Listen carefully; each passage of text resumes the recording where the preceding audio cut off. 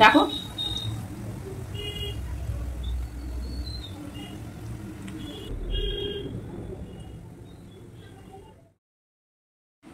Hello everyone, তোমাদের সকলের সাথে আজকে ভিডিও শেয়ার করছি একটা রেসিপিটির নাম হলো রুই মাছের চপ। তা আসলে রুই মাছটা এনেছিলাম কয়েকদিন আগেই, তো আনার পরে ভিডিওটা শ্যুট করে রেখেছিলাম, সেটা শেয়ার করা হয়ে ওঠেনি তোমাদের সকলের সাথে। তো আমি রুই মাছের চপ যেকালে করব, তো ভিডিওটা অ্যাড করে দিলাম, আর কিছুই না। তো এটা হলো আমাদের মধ্যমগ্রাম হাট, চৌমাথাতে এই হাটটা বসে শনিবার আর মঙ্গলবার। তো আমি মঙ্গলবার এনেছিলাম, তো মঙ্গলবার তো আমরা খাই না। আমি ওই জাস্ট মাছটা এনে ফ্রিজে ঢুকিয়ে রেখেছিলাম ডিপে। তো 4 পিস মাছ ছিল বেঁচে, তো ফেলে দেবো কি না, আসলে মাছটা একটু নরম টাইপের ছিল। তা কী করবো, আমি মাছটা সেদ্ধ করে কাটা ছাড়িয়ে একটু পেঁয়াজ রসুন একটু পেস্ট করে কুচি কুচি করে নিয়ে ভাজি করে মাছটাও দিয়ে ভালো করে ফ্রাই করে নিয়েছি। কেরোয় নিয়ে একটা ভেজিটেবিল চপের আকার দিয়েছি। দেওয়ার পরে সেটা আবার বিস্কুটের গুঁড়ো যে ব্রেডক্রাম বলা হয়, ওগুলো দিলে দেওয়া হতো, কিন্তু ওটা আমার কাছে আপাতত ছিল না। তার জন্য আমি কোনো রকমের বেসনে একটু ডিম দিয়ে, একটা গোটা ডিম ফেটিয়ে দিয়ে ওটা একটা আকার, মানে নর্মালি চপের আকার দিয়ে কোনো রকমে করেছি, যাতে জিনিসটা খাওয়াও হয়, যাতে নষ্টও না হয়। এই ভেবে আমি সম্পূর্ণ রেসিপিটা তৈরি করেছি। এর মধ্যে অ্যাড করেছি হলো একটু সর্ষের তেল, এর মধ্যে দিয়েছি একটু পেঁয়াজ রসুন একটু আদা, সব কিছু একটু ম্যাশ করে দিয়েছি।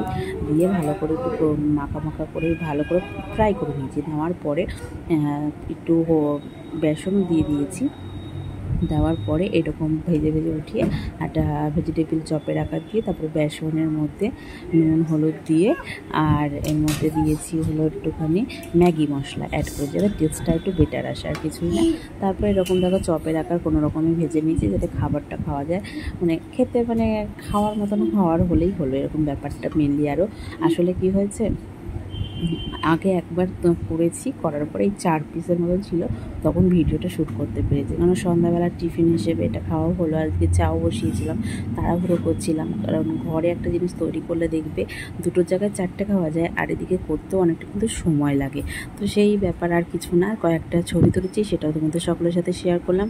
ভিডিওটা যদি ভালো লেগে থাকে লাইক কমেন্ট অবশ্যই করবে, আর ভিডিওর মাধ্যমে যদি কিছু ভুলভ্রান্তি হয়ে থাকে ক্ষমা করে দিও, মানুষ মাত্রই ভুল হয় এই ভেবে। তো তোমাদের আমার ভিডিও কেমন লাগে অবশ্যই কিন্তু কমেন্ট সেকশানে কমেন্ট করতে একদম ভুলো না। তো দেখতেই পাচ্ছ কয়েকটা ছবি তুলেছি, আসলে অনেকগুলোই হয়েছিল। আবার রাত্রে কিছুটা একটু পরিমাণে ভাত ছিল, সে ভাতের সঙ্গেও দুটো চপ রেখে দিয়েছিলাম, রুই মাছের চপ। আর রুই মাছের 4টে মাছ ছিল, দাগার মাছ ছিল, আবার পেটি ছিল না। পেটি থাকলে অতটা অসুবিধা হতো না, তো দাগার মাছ ছিল, কাটা ছাড়াতেও অনেকটা সমস্যা হয়েছিল। আর একটু নুন দিয়ে দিয়েছিলাম, একটু হলুদ দিয়েছিলাম একটু সেদ্ধ করার জন্য। তো সেদ্ধ করে নিয়ে তারপরে কাটা ছাড়িয়ে তারপরে আমি কিন্তু এই চপটার রেসিপি তৈরি করেছি। আর মেন যে ফোকাস যে জিনিসটা দিয়েছি, একটু ম্যাগি মশলাটা দেখবে যে কোনো টাইপের রান্নাতে দিলে খুব ভালো লাগে। তা বলে কিন্তু আমিষের কথা বলছি, নিরামিষে কিন্তু না, কারণ এর মধ্যে অনেক কিছু গুঁড়ো থাকে, যেটা আমি নিরামিষে চলে না, আমিষেই চলে। তো আমিষের দিনে একটু কিছু কোনো তরকারিতে বা ভেন্ডির কোনো তরকারিতে দিলেও কিন্তু জাস্ট জমে যায়। তো সত্যি কথা বলতে তোমাদেরকে শেষে আমি এটাই বলবো, ভেজিটেবিল চপটা, মানে ভেজিটেবিল বলছি কেন, রুই মাছের যে চপটা করেছি খেতে কিন্তু সত্যি ভীষণই ভালো হয়েছিল। কিন্তু এর সঙ্গে আর একটা কথা বলে দেবো, মাছটা না সেরকম একটা সুবিধে ছিল না, তার জন্য একটু আমাদের পেটের প্রবলেমও হয়েছিল, আর কিছুই না। তো 4টে মাছ ছিল, ওটা ফেলে দিলেই বেটার হতো চপটা না বানিয়ে।